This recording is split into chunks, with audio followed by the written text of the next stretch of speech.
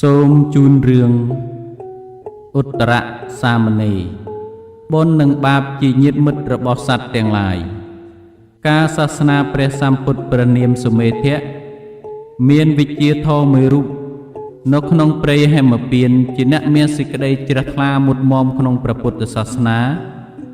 ថ្ងៃមួយព្រះអរហន្តសម្ពុទ្ធព្រះនាមសុមេធៈស្ដេចយាងទៅព្រៃហេនិពាន្តវិជ្ជាធម៌បានចូលទៅនមស្ការថ្វាយបង្គំបូជាផ្កាកណ្ឌកា3ទងដោយអំណាចសេចក្តីជ្រះថ្លានិងពុទ្ធតេជៈផ្កា3ទងនោះក៏ប្រดิษฐานនៅលើអាកាសបាំងព្រះសម្មាសម្ពុទ្ធហាក់ដូចជាបារម្ភទឹកវិជ្ជាធម៌នោះមានបិតិសោមនស្សដ៏ក្រៃពេកចំពោះពុទ្ធបូជារបស់ខ្លួនលុះអស់អាយុទៅក៏បានទៅកើតនៅក្នុងទេវលោកនិងមនុស្សលោកសោយសេចក្តីសុខអស់កាលជាយូរអង្វែងមិនដែលធ្លាក់ទៅក្នុងអបាយភូមិម្ដងណាឡើយលុះមកដល់សាសនាព្រះសម្ពុទ្ធបរមគ្រូរបស់យើងនេះបានមកកើតនៅក្នុងត្រកូលព្រាហ្មណ៍មហាសាលនាក្រុងរាជក្រឹសមានឈ្មោះថាឧត្តរកុមារជាអ្នកមានបញ្ញាឆ្លៀសវៃនិងបរិបូរដោយរូបសម្បត្តិល្អឆើតជាងអ្នកនគរទាំងអស់ឧត្តរកុមារនេះមានអាយុ16ឆ្នាំមានព្រាហ្មណ៍ម្នាក់ឈ្មោះវាសកាជាមហាអាមាត្យបានឃើញឧត្តរកុមារមានរូបល្អចង់បានធ្វើជាកូនប្រសាបានប្រើអ្នកបម្រើឲ្យទៅប្រាប់ដល់មាតាបិតារបស់ឧត្តរកុមារឲ្យចូលមកដណ្ដឹងកូនក្រមុំរបស់ខ្លួនចំណែកខាងឧត្តរកុមារឮដំណឹងនោះហើយក៏ហាមឃាត់មាតាបិតាមិនឲ្យចូលទៅដណ្ដឹងព្រោះចង់ចេញទៅបួសមាតាបិតាក៏ព្រមតាមមិនយូរប៉ុន្មានឧត្តរកុមារលាមេតាបិតាចូលទៅបួសក្នុងសំណាក់ព្រះសារីបុត្រខំប្រតិបត្តិតាមសមណៈពវេនីដោយចិត្តចង់ថ្ងៃមួយព្រះសារីបុត្រជាព្រះឧបជាមានអាពាធឧត្តរសាមណេរក៏លាឧបជាទៅរកថ្នាំទៅដល់ស្រះមួយដាក់បាតក្រោមដើមឈើចុះទៅស្រង់ទឹកក្នុងវេលាព្រឹកព្រហៀមពេលនោះជួនជាមានចោរលួចយកបង្វិចទ្រព្យអ្នកនគរ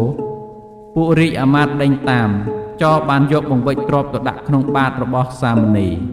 ហើយក៏រត់ហួសទៅពួករាជអាមាត្យទៅដល់ឃើញបង្វិចទ្រព្យនៅក្នុងបាតក៏ចាប់សាមណេរនោះយកទៅឲ្យវាសកាព្រាហ្មណ៍ជាមហាអាមាត្យដោយសម្គាល់ថាជាសាមណេរនោះជាចោរពិតវាសកាមហាអាមាត្យស្គាល់ជាក់ជាឧត្តរសាមណេរហើយក៏កើតសេចក្តីក្រោធឡើងព្រោះចងគំនុំនឹងឧត្តរសាមណេរដែលមិនព្រមទទួលយកកូនក្រមុំរបស់ខ្លួនបានប្រើឲ្យពេជ្ជឃាតចាប់សាមណេរចងស្លាប់សេកយកទៅដោតលើឈើអណ្ដោតចាក់ទម្លុះទម្លាយមានឈាមហូរពាសពេញខ្លួនចាក់សាមណេរខំអត់ធន់មិនអើពើនឹងការចាក់ដោតនោះឡើយខំបញ្ជូនចិត្តទៅរកឧបជានឹកថាបាននរណាយកថ្នាំទៅប្រគេនឧបជារបស់អញម្លេះលោកចាំមើលផ្លូវអញយ៉ាងណាទៅណ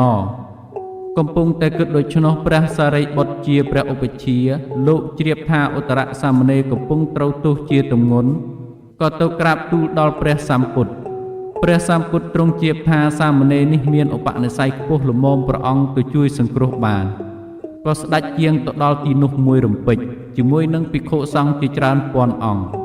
ឯឧត្តរសាមណេរកាលបើឃើញព្រះសម្ពុទ្ធស្ដេចយាងទៅហើយក៏ថ្លែងសេចក្តីទុក្ខរបស់ខ្លួនថ្វាយព្រះសម្ពុទ្ធព្រះសម្ពុទ្ធទ្រង់យកប្រហោះស្ទាបសេរសាឧត្តរសាមណេរ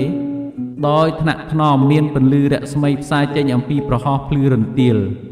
ទើបមានព្រះពុទ្ធដីកាថាមនាលសាមណេរ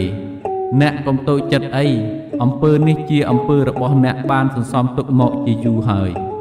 អ្នកទទួលទុកលំបាកម្ដងនេះជាទីបំផុតហើយលែងមានទុកតទៅទៀតហើយទ្រង់រំលឹកយ៉ាងនេះហើយទ្រង់នាំអតីតនិទានមកសម្ដែងប្រាប់ថា